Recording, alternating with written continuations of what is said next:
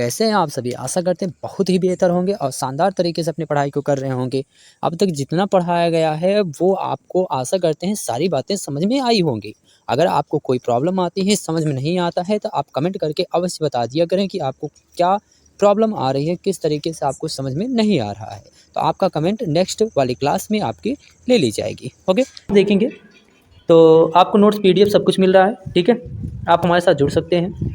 आज देखते हैं आज कुछ एक्सक्लेमेटरी सेंटेंस। अगर एक्सक्लेमेटरी सेंटेंस की बात करें, इसको क्या कहा जाता है? विस्मय बोधक वाक्य कहा जाता है। क्या कहा जाता है इसको? विस्मय बोधक वाक्य या फिर विस्मय सूचक वाक्य भी कहा जाता है इसे। ठीक है, ध्यान से एक एक पॉइंट को बहुत ध्यान से देखेंगे यहाँ पे। ठीक है, यहाँ पे ध्यान दीजिए। जैसे इसमें क्या क्या आ सकता है? वाव या फिर ब्रेवो या फिर प्रिटी, ये सारी चीज़ें आ सकती हैं। मतलब कुल मिला के ये जो विस्मय बोधक शब्द होते हैं वह इसमें देखने को आपको मिल जाएगा।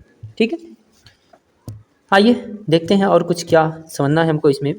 तो ध्यान दीजिएगा आप यहाँ पे एक्सक्लेमेटरी सेंटेंस की अगर बात करते हैं हम, क्या बात करें? अगर एक्सक्लेमेटरी सेंटेंस की बात करें तो एक्सक्लेमेटरी सेंटेंस को विस्मय सूचक वाक्य कहा जाता है।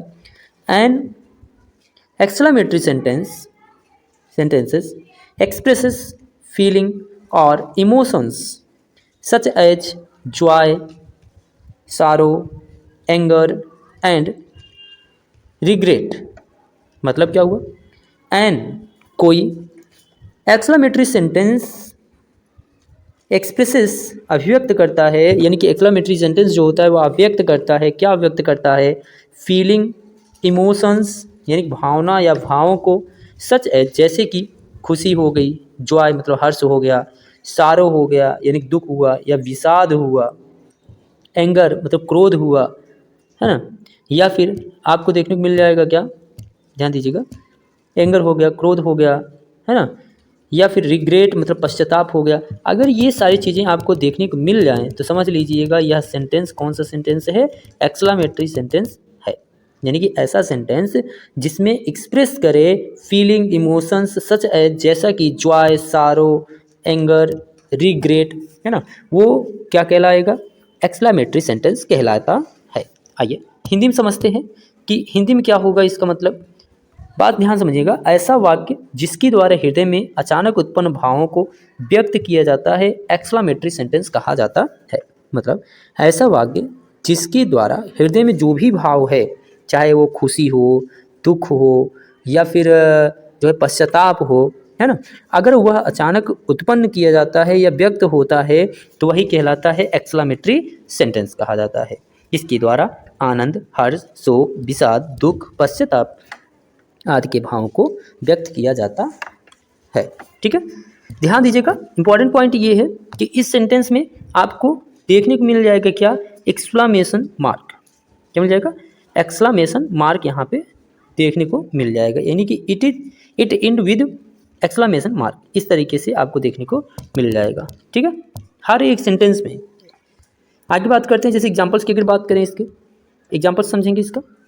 जैसे पहला एग्जाम्पल है, ध्यान दीजिए, व्हाट ए ब्यूटीफुल सेंस, यानी कि क्या ब्यूटीफुल नज़ारा है, इट इज, यह मतलब व्हाट ए ब्यूटीफुल सेंस, कितना ब्यूटीफुल सुंदर यह नज़ारा है। अगला देखते हैं, कहा गया है, ध्यान दीजिए, एक से एक आपको एग्जाम्पल यहाँ देखने को मिल जाएंगे और ऐसे ही नोट्स आप बनाते हुए चलेंगे, आपकी क्लास के लिए मोस्ट इंपॉर्टेंट हो जाएगा। हाउ स्वीट, कितना प्यारा, यू सिंग, कितना प्यारा तुम गाते हो, व्हाट ए लवली फ्लावर, कितना सुंदर जो है फ्लावर है। ठीक है, इसी तरीके से हाउ ब्यूटीफुल, कितना खूबसूरत या कितना सुंदर, द पिक्चर इज, तस्वीर है। या फिर how sad it is, alas I lost everything. या फिर oh he is died, alas I am undone. ये सब क्या, किसके एग्जाम्पल्स है? सभी के सभी एक्सक्लेमेटरी सेंटेंस के एग्जाम्पल हो जाते हैं। ठीक है, अगर बात करें सेंटेंस की, ध्यान दीजिए यहाँ पे, अगर बात करें on the basis of structure के, स्ट्रक्चर के आधार पर कितने प्रकार का हो जाएगा?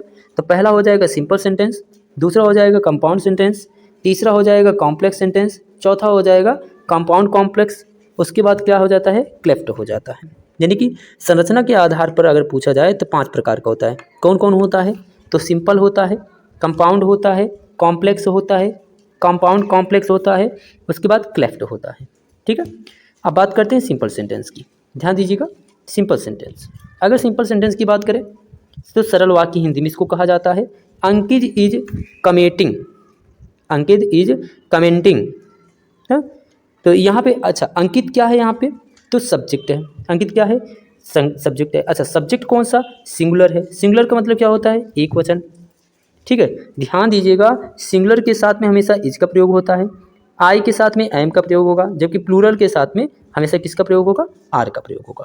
ओके, नाउ आगे बढ़ते हैं। यहाँ पे ध्यान दीजिए अंकित एंड अंकुर आर, जैसे दो लोग हो गए, अंकित एंड अंकुर, तो ये कितने लोग हो गए, दो लोग हो गए, तो यहाँ पे किसका प्रयोग होगा, आर का प्रयोग किया जाएगा, reading. Ankit and Ankur are reading, तो यहाँ पे क्या है, ये प्लूरल है इसलिए आर का प्रयोग किया गया यहाँ पे। इसी तरीके से अंकित एंड अंकुर वेयर रीडिंग, अगर इस तरीके से वाज और वेयर मिल जाता है आपको तो किस पे टिक लगाएंगे आप, वाज का प्रयोग न करके बल्कि किसका प्रयोग करेंगे, वेयर का प्रयोग करेंगे। ठीक है, क्यों, क्योंकि अंकित और अंकुर प्लूरल बनाते हैं। ठीक है, आगे बढ़ते हैं।